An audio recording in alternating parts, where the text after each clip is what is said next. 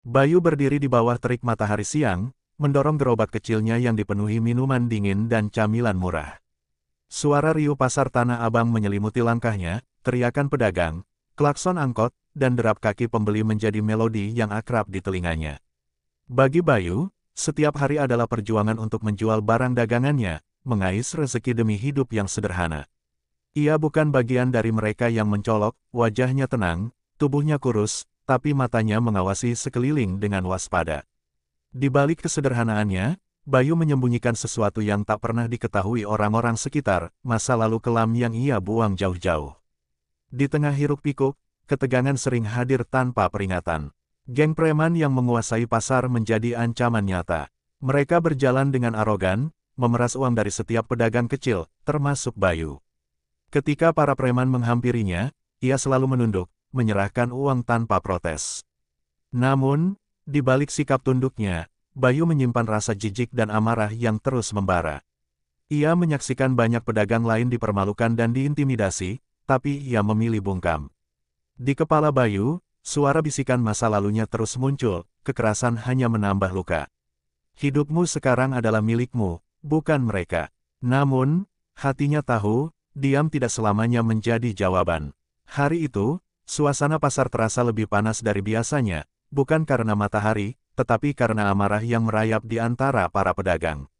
Bayu baru saja selesai menjajakan dagangannya ketika suara jeritan memecah kerumunan. Ia menoleh dan melihat Siti, seorang pedagang buah tua yang sering membantunya, ditendang hingga tersungkur oleh 3 preman berbadan besar. Wajah Siti pucat, darah menetes dari sudut bibirnya. Para pedagang lain hanya berani memandang dari kejauhan, takut menjadi korban berikutnya. Bayu mengepalkan tangan, tapi tubuhnya tetap terpaku. Jangan ikut campur, bisik suara di kepalanya. Namun, tatapan Siti yang penuh rasa sakit menusuk hatinya lebih dalam daripada kata-kata itu. Ketika para preman pergi dengan tawa kasar, Bayu membantu Siti berdiri.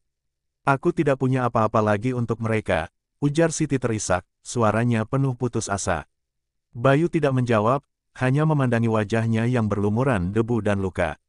Malam itu, Bayu duduk sendirian di kamarnya yang sempit, pikirannya dipenuhi kilasan masa lalu. Ia ingat rekan-rekannya yang gugur, operasi-operasi yang gagal, dan sumpahnya untuk meninggalkan kekerasan. Namun, rasa bersalah karena membiarkan Siti menderita membuat hatinya terbakar.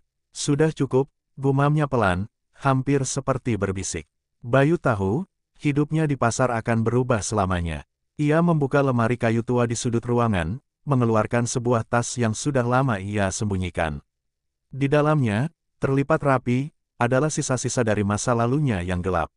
Malam itu, Bayu bersumpah untuk mengakhiri teror di pasar Tanah Abang, meski harus kembali menjadi monster yang selama ini ia hindari. Bayu memandang tas di depannya dengan perasaan bercampur aduk. Di dalamnya ada pisau lipat, tali pengikat, dan sarung tangan kulit yang dulu menjadi bagian dari hidupnya sebagai prajurit bayangan. Setiap benda itu membawa kenangan pahit, misi rahasia yang gagal, nyawa yang terenggut, dan keheningan dingin setelah pertempuran usai. Namun, kali ini berbeda. Ia tidak lagi melawan musuh di medan perang, melainkan melawan orang-orang yang menghancurkan kehidupan pedagang kecil seperti dirinya. Dengan hati yang berat, ia mengambil pisau lipat itu, membukanya, dan merasakan kembali bobotnya di tangan. Ini bukan keputusan yang mudah, tetapi ia tahu, jika tidak bertindak, kekerasan akan terus berlanjut. Bayu memulai langkahnya malam itu dengan kehati-hatian. Ia tidak langsung menyerang, melainkan mengamati. Pasar Tanah Abang di malam hari berubah menjadi dunia yang berbeda. Di balik kios-kios yang tertutup rapat, para preman berkumpul, minum-minum, dan tertawa tanpa peduli pada orang-orang yang mereka sakiti di siang harinya.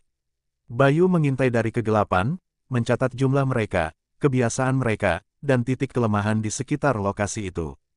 Hatinya bergolak, ketegangan yang lama ia kubur mulai muncul kembali. Tapi ia menahannya, menyalurkannya menjadi fokus. Ketika malam semakin larut dan pasar semakin sepi, Bayu mulai bergerak. Ia memilih target pertamanya dengan hati-hati, seorang preman yang sering memimpin pemerasan, kini sendirian merokok di belakang gudang. Tanpa suara, Bayu mendekat dari belakang, dan dalam sekejap, si preman tersungkur, pingsan sebelum sempat menyadari apa yang terjadi. Itu baru awal. Bayu sadar, Apa yang ia mulai malam ini akan membawa konsekuensi besar, tetapi ia tidak peduli lagi. Ia sudah memilih jalannya. Pagi datang membawa kegemparan. Seorang preman ditemukan tergeletak di belakang pasar, tubuhnya terikat dan mulutnya disumpal kain. Di dadanya tertulis dengan tinta hitam, asteris, hentikan atau kalian berikutnya. Asteris pesan itu menyebar cepat di antara geng preman, membuat mereka mulai curiga satu sama lain.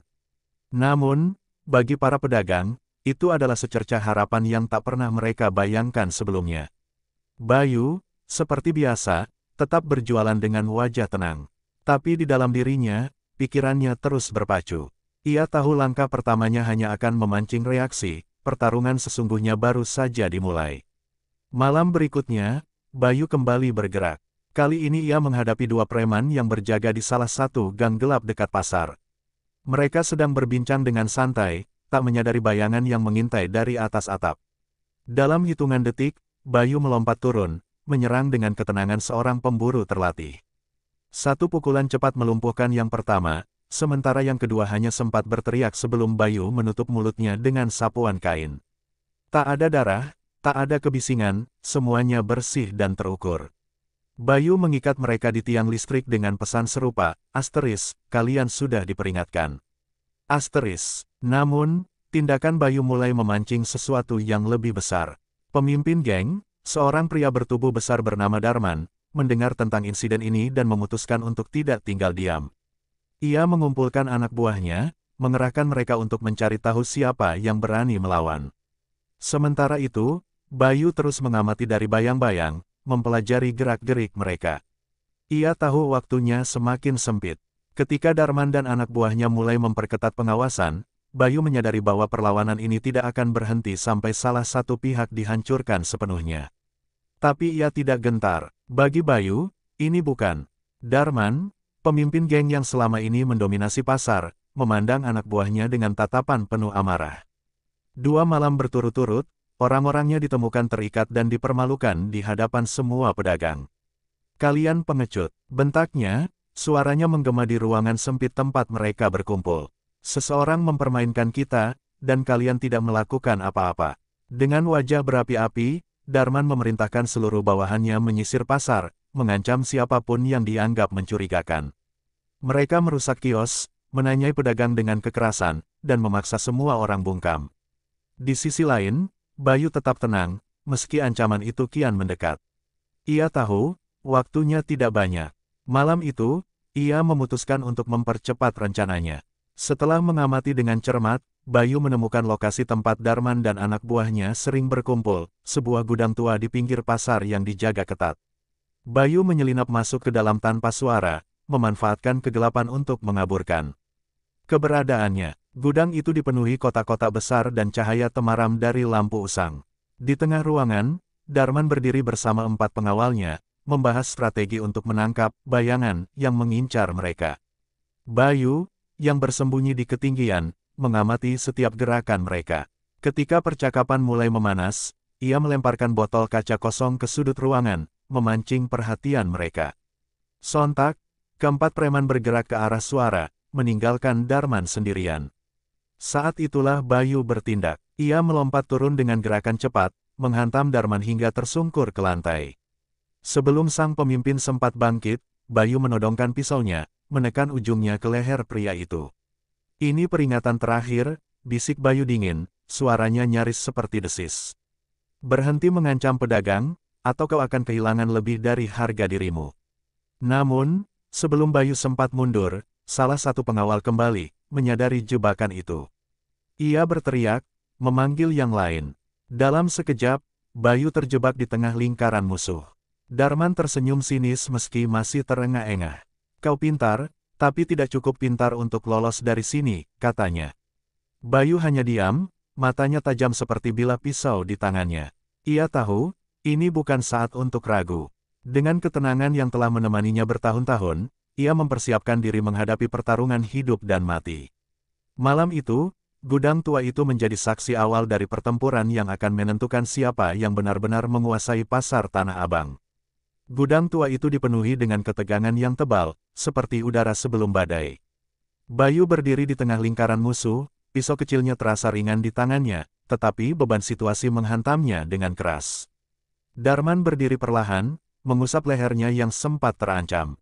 "Kau berani, pedagang," katanya dengan nada dingin, "tapi ini akhir jalanmu." Ia memberi isyarat, dan para preman serempak mendekat, bergerak seperti serigala lapar yang mengepung mangsa. Bayu tidak menunggu. Dengan kecepatan kilat, ia bergerak mendahului serangan pertama. Pisau kecilnya melukai salah satu preman di lengan, membuatnya mundur dengan jeritan kesakitan. Namun, serangan balasan datang dari belakang, sebuah kayu menghantam bahunya. Bayu terhuyung, tapi nalurinya sebagai mantan prajurit mengambil alih. Ia berguling ke samping, menghindari pukulan berikutnya, lalu menjatuhkan penyerangnya dengan tendangan keras ke lutut. Satu persatu, ia melumpuhkan mereka dengan gerakan cepat, memanfaatkan setiap celah dalam pertahanan musuh. Namun, Darman tidak tinggal diam.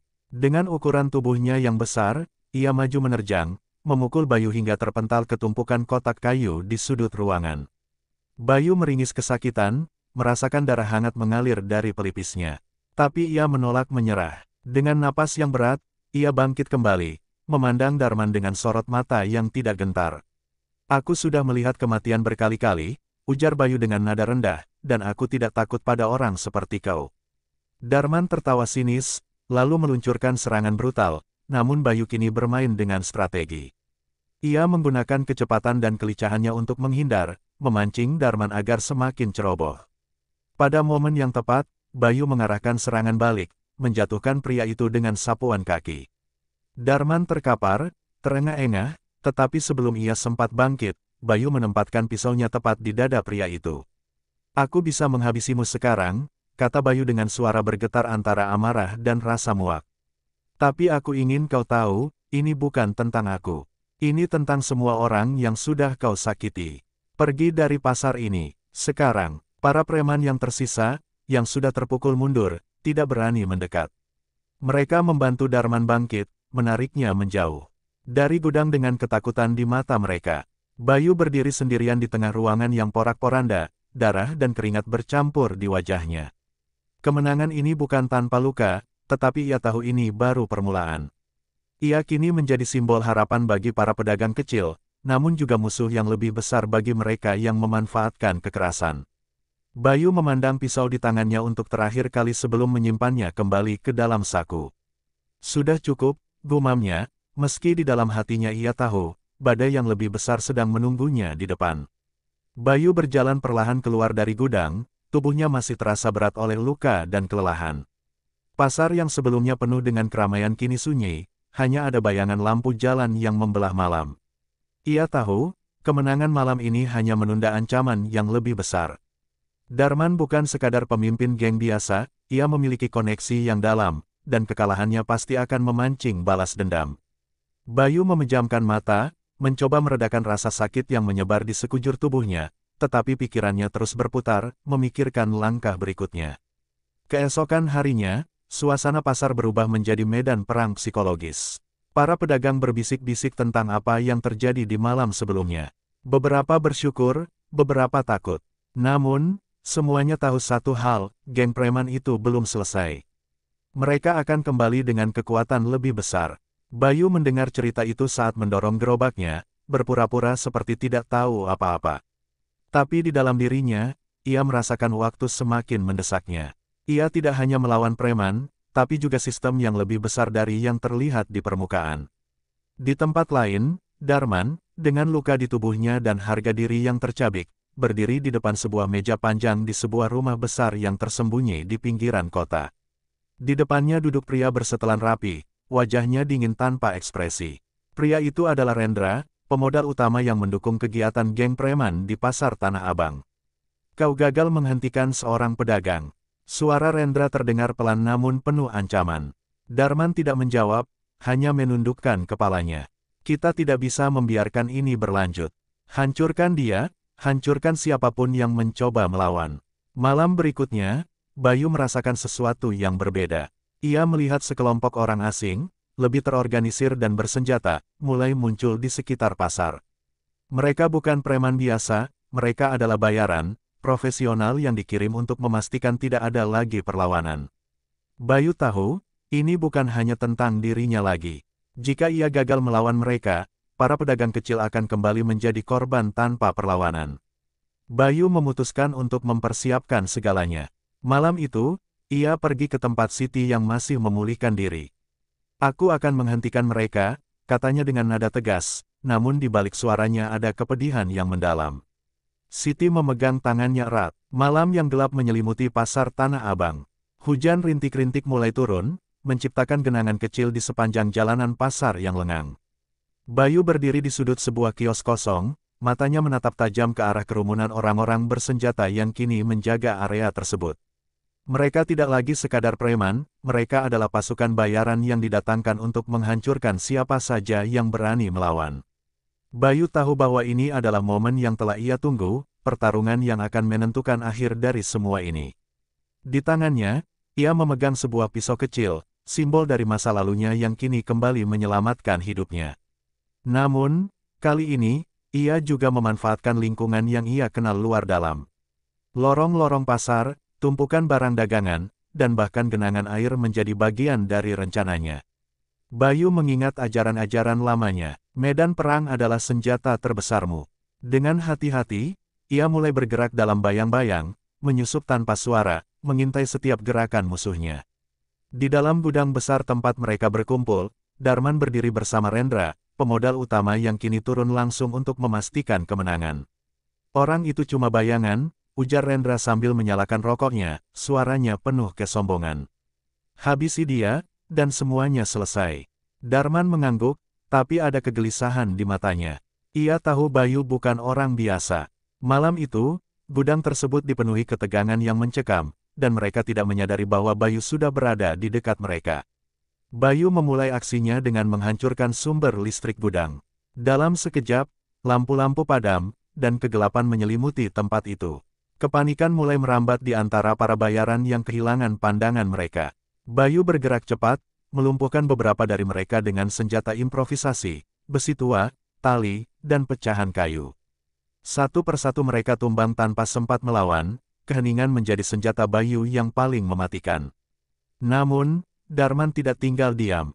Dengan tubuh besarnya, ia menerjang ke arah Bayu, mencoba mengakhiri perlawanan itu dengan kekerasan brutal. Pertarungan sengit terjadi di tengah ruangan yang remang-remang, pukulan demi pukulan menghantam tubuh Bayu. Tapi Bayu, dengan ketahanan dan ketajaman instingnya, mampu memanfaatkan celah dalam serangan Darman. Dalam satu gerakan cepat, ia menjatuhkan pria itu dengan tendangan ke lutut dan menjatuhkan senjata yang Darman bawa.